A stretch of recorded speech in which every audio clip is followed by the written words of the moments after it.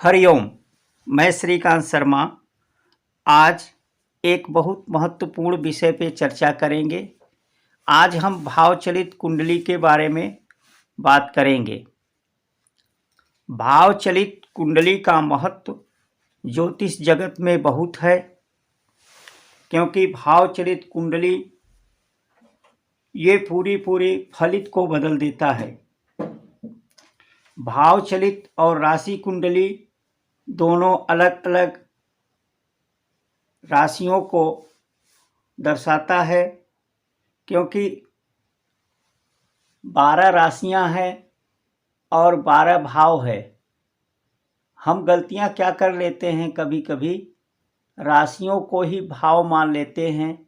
ये बहुत बड़ा गलती है, जबकि राशियां और भाव दोनों अलग अलग है। क्योंकि भाव तो फिक्स होते हैं, लेकिन राशियां फिक्स नहीं होती। तो आज हम इसी पे चर्चा करेंगे। भाव चलित कैसे फलित बदल देता है, इसके बारे में चर्चा करेंगे।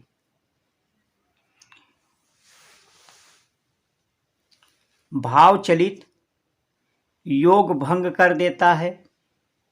भाव चलित युति पर प्रभाव डालता है। भाव के फल बदल देता है। तो भाव चलित क्या क्या कर सकता है? योग भंग कर देता है, युति पर प्रभाव डालता है और भाव के फल को बदल देता है।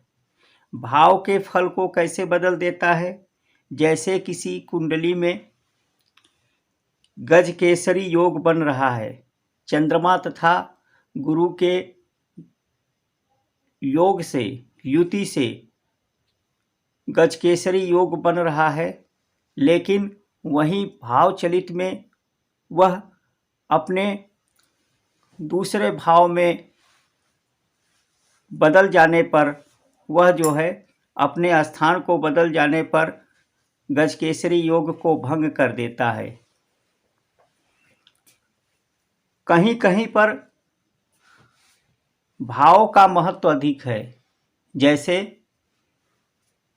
मंगल दोष देखने के लिए हम लग्न कुंडली, लग्न कुंडली के प्रथम भाव, चतुर्थ भाव, सप्तम भाव, अष्टम भाव और द्वादश भाव को लिया जाता है। लेकिन भावचलित कुंडली में वहीं पर ग्रह मंगल यदि लग्न को छोड़ करके दूसरे भाव में चला गया, या 12वें को छोड़ करके 11वें भाव में चला गया, सप्तम को छोड़ करके 6ठे भाव में चला गया, तो वह मंगल दोष भंग हो जाता है। इस प्रकार से भावचलित का बहुत महत्व है। भावचलित को 3 भागों में बांटा गया है। 3 तरह से उसको बनाया जाता है। एक सम विभाजन, जिसमें 360 डिग्री का, ये 360 डिग्री का पृथ्वी है, उसे 12 भागों में बांट दिया गया। तो ये हमारा 30-30 अंश का आता है। इसमें 12 राशियों को 30-30 अंश में डिवाइड कर दिया गया है। वहीं पर श्रीपति पद्धति में पृथ्वी को गोल न मान करके चपटाकार माना है, जिसमें कि चतुर्थ भाव और दशम भाव का डिस्टेंस अधिक तथा लग्न और सप्तम भाव का डिस्टेंस कम माना है। क्योंकि ये लोग का सिद्धांत ये है कि पृथ्वी पूरी तरह से गोल नहीं है। वहीं पर कप्सल चार्ट केपी पद्धति में प्रयोग करते हैं। यह भी केपी के फॉलो करने वाले इसका प्रयोग करते हैं। आज हम सम विभाजन की चर्चा करेंगे। देखने में भी ये आया है कि सम विभाजन पूर्ण तरह से कार्य करता है। तो आज हम सम विभाजन के विषय में चर्चा करेंगे। अब हम चर्चा करेंगे कैसे ये योग भंग कर देता है। एक उदाहरण से समझते हैं। जैसे हमारा 30 अंश का एक राशि होता है। ये 30 डिग्री का एक राशि कन्या राशि में बुध 29 डिग्री का होके बैठा है। वहीं पर लग्न में तुला राशि के लग्न में मंगल विराजमान है। मंगल 29 डिग्री का। ये कुंडली है, ये तुला राशि है, ये कन्या राशि है। कन्या राशि में बुध 29 डिग्री का है और तुला राशि में मंगल 29 डिग्री का है। लग्न मध्य हमारा 5 डिग्री का है। अब यदि हम डिग्रियों को देखें तो जातक का प्रेडिक्शन करते समय यहाँ पर मंगल के हिसाब से उसके भाव को, लग्न भाव को पढ़ेंगे कि जातक बहुत ही गर्म मिजाज का है, क्योंकि मंगल का इस पे प्रभाव है। जबकि देखने में ऐसा लगता है, लेकिन यदि हम उसकी डिग्रियों को देखेंगे तो यहाँ पर बुध का प्रभाव अधिक होगा, क्योंकि लग्न मध्य, यहाँ पर लग्न मध्य 5 डिग्री का है। जबकि ये कन्या राशि से सिर्फ 1 डिग्री यदि ये खसकता है तो ये लग्न में आ जाएगा। वहीं पर मंगल 29 डिग्री का है। एक अंश यदि आगे चलेगा तो वो अगली राशि में प्रवेश कर जाएगा। एक अंश अगर प्लस हो गया तो ये इधर चला आएगा। एक अंश प्लस हो गया तो ये इधर चला आएगा। अब इसके बीच का डिस्टेंस देखेंगे तो इसके बीच का डिस्टेंस 29 और 5, 1 डिग्री का इधर फर्क है और ये 6 डिग्री का ही फर्क है। जबकि इसके मध्य में हम देखेंगे तो ये 29 डिग्री और 5 डिग्री का, यहाँ पर बहुत ज़्यादा डिस्टेंस है। इसके बीच का डिस्टेंस अधिक होने के कारण यहाँ पर बुध का प्रभाव अधिक होगा। यही भूल करते हैं। यही होता है भाव चलित कुंडली देखने से हम अपने प्रेडिक्शन के लिए अच्छे तरह से उसका प्रेडिक्शन कर सकते हैं। आगे कुछ उदाहरणों से समझते हैं। सम विभाजन कुंडली बनाते समय सबसे पहले किन किन बातों का ध्यान देना चाहिए। सम विभाजन कुंडली बनाते समय लग्न के भोगांश को प्रत्येक भाव का मध्य बिंदु मान लेना चाहिए, क्योंकि यहाँ पर देखेंगे लग्न का भोगांश 5 अंश है, तो इसका भोगांश का ये मध्य जो है 5 डिग्री है। अब हमारे 5 डिग्री के आसपास जो भी ग्रह रहेंगे वह अधिक बलवान और लग्न के लिए कार्य करेंगे। जैसे यहाँ पर मान लो हमारा 7 डिग्री का शुक्र है। शुक्र यदि 7 डिग्री का है तो शुक्र को यहाँ पर बालावस्था में नहीं मानेंगे।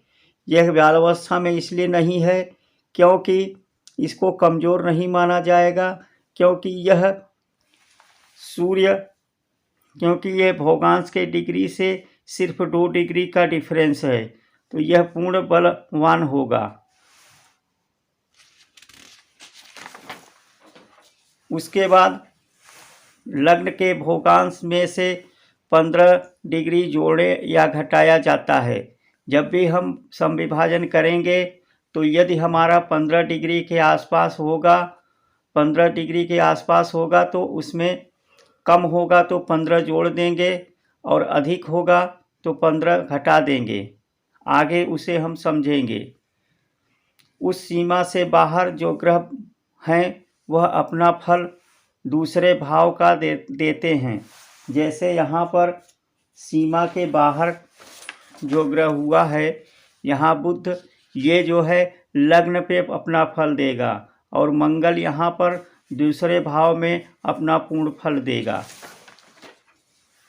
अब इसको हम कैसे करेंगे, एक उदाहरण से समझते हैं। एक कुंडली को लेते हैं, इस कुंडली को लेंगे तो यहाँ पर हम अगर लग्न की डिग्रियों को न देखें तो इसका प्रेडिक्शन पूरी तरह से हम गलत करेंगे। जैसे यहाँ पर देखते हैं, लग्न में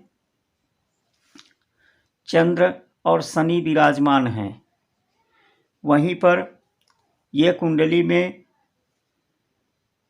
चंद्र और शनि के योग से इस कुंडली में विष योग बन रहा है। मंगल जो कि छठे भाव का स्वामी है और वह जो है कर्म स्थान पे बैठा हुआ है। तो यहाँ पर अब हम ये बोलेंगे कि इस जातक का जो है शनि का प्रभाव, शनि अष्टमेश होकर के लग्न में बैठा है और छठे भाव के स्वामी मंगल की भी दृष्टि जा रही है शनि पर। तो ऐसे जातक का जीवन बहुत कष्टमय होगा, वह जातक बहुत ही परेशान रहेगा। लेकिन जब हम उसकी डिग्रियों को देखेंगे, बिना डिग्री को देखे, बिना उसका भावचलित कुंडली देखे किसी चीज़ का प्रेडिक्शन करना अंधे मुंह गिरने के बराबर है। अब हम इसके कुंडली का विश्लेषण करने के लिए अंश बल को जरूर देखना चाहिए। आज हम इसके अंश बलों को देखेंगे। तो सबसे पहले लग्न के बल को देखा जाता है, लग्न के अंश को देखा जाता है। यहाँ लग्न 5 डिग्री का है और चंद्रमा 11 डिग्री का है, शनि 24 डिग्री 36 मिनट का है। अब क्या करेंगे, जब हमारा यह 15 डिग्री से कम होता है, जब भी ये 15 डिग्री से कम हो तो इसको 15 में जोड़ दिया जाता है। तो यहाँ पर 15 में जोड़ दिया, 15 में जोड़ने पर आ गया, कितना आया, ये 35 हो गया। यहाँ पर अंश बल को देखेंगे, यहाँ पर देख रहे हैं जब हमारा ये 15 डिग्री से कम होता है तो इसे 15 में जोड़ लिया जाता है, और यदि ये 15 डिग्री से अधिक होता है तो 15 में से घटा लिया जाता है। यहाँ 15 से कम है, 5 डिग्री का है, तो उसे 15 में जोड़ लेंगे, क्योंकि भाव मध्य हमारा 30 डिग्री का पूरा होता है तो उसका भाव मध्य 15 डिग्री का होता है। तो यहाँ पे 15 जोड़ लेंगे, यहाँ 35 आ गया, यहाँ आ गया 20 अंश 35 मिनट। 20 अंश 35 मिनट के जो भी ग्रह होंगे वह हमारा अपने भाव को चेंज कर देंगे। अब यहाँ जोड़ा गया है तो ये क्या करेगा, जब कोई जोड़ा जाता है मतलब प्लस किया जाता है तो ये अपने भाव को चेंज कर देंगे।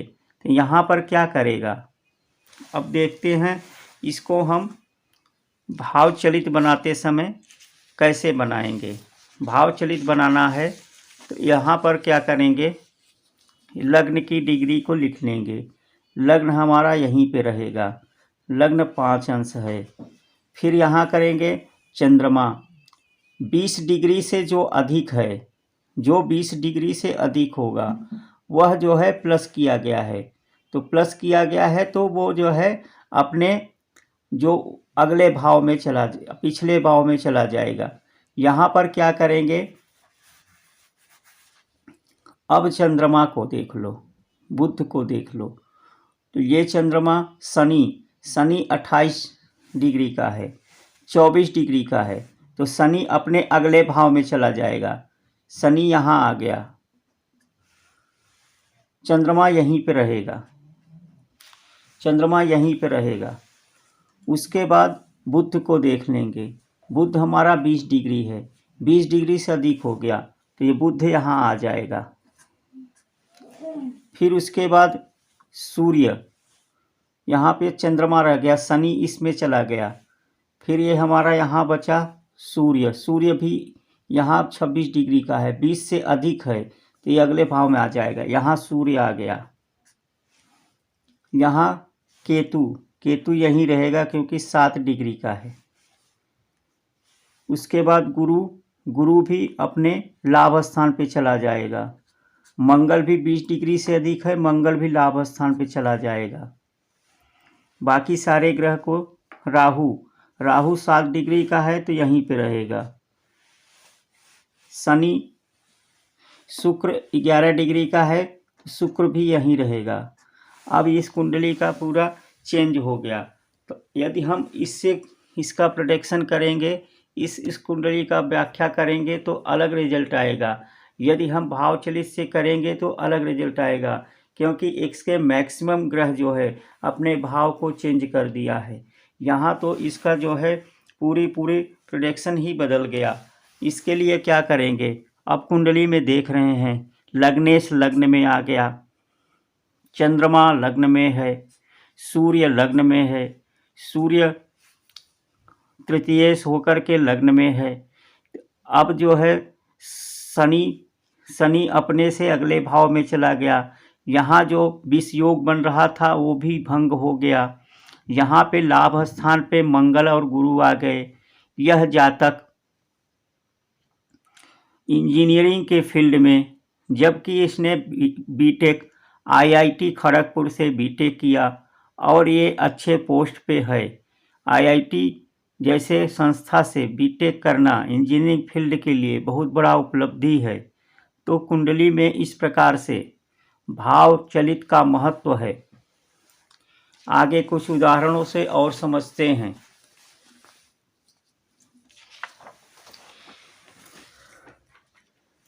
ये लग्न कुंडली है। यहाँ पर क्या करेंगे, ये हम कुंडली को देखते हैं। इस कुंडली को देखने से हमें सीधा सीधा ये पता चलता है कि इस कुंडली में क्या करेंगे। यहाँ पर देख रहे हैं कि लग्नेश दशमेश और पंचमेश, लग्नेश दशमेश और पंचमेश भाग्य स्थान पे विराजमान है। तो इस कुंडली को देख करके लगता है कि यह जातक का जीवन, इसके पिता का जीवन, इसका भाग्य बहुत अच्छा यहाँ पे राजयोग बना रहा है। सप्तम के कारक शुक्र होते हैं। शुक्र जो है शनि से पीड़ित है, शनि की दृष्टियां आ रही है और गुरु की भी दृष्टि आ रही है सप्तम भाव में। यहाँ पर शुक्र जो है गुरु और शनि से पीड़ित है।